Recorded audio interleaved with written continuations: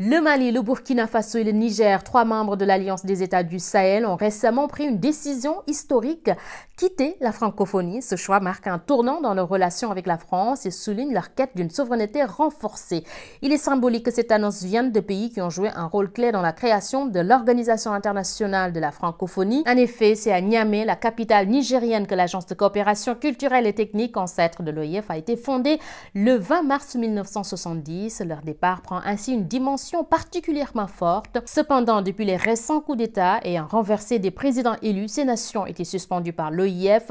Cette sanction a probablement influencé leur décision de rompre définitivement avec l'organisation. Perçue par certains comme un héritage de la colonisation, la francophonie regroupe des pays partageant l'usage du français. Pour les membres de l'AES, cette rupture incarne une volonté de s'émanciper de l'influence française et de redéfinir leur place sur la scène mondiale. Ces dernières années, face aux tensions politiques et aux changements de régime, ces États ont multiplié les actions fortes, rupture des accords militaires avec la France, adoption de nouvelles constitutions et désormais sortie de la francophonie en se tournant vers de nouveaux partenaires comme la Russie ou la Turquie et en resserrant leurs alliances régionales. Ils affirment leur détermination à prendre en main leur destin. Une nouvelle ère s'ouvre pour ces trois nations. Reste à voir comment cette décision impactera leur avenir et leurs relations internationales. Une chose est certaine, l'AES envoie un message sans équivoque: la souveraineté avant tout.